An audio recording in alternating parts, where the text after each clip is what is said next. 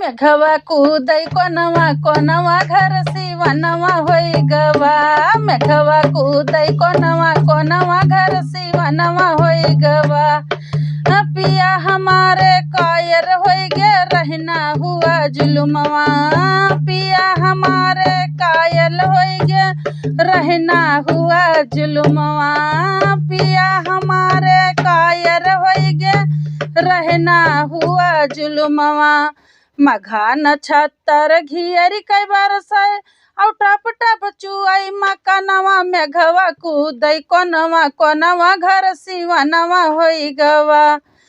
मघा नक्षत्र घियरी कई बरसाए टप टप चुआई मकनवा। मेघवा कूदै कोनवा कोनवा घर सिवनवा होई गवा।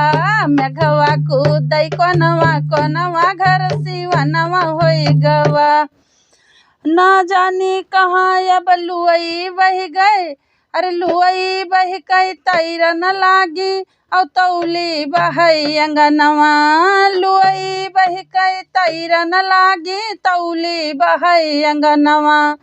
जानी कहाँ मोर पीढ़ा बहिगा और कहाँ वही बहा बेलनवा। भौरे काटई मोर सजनवा घर सिवनवा होई गवा। भौरे काटई मोर सजनवा घर सिवनवा होई गवा। लुई बह गई तैर न लागी तौली बहई अंगनवा।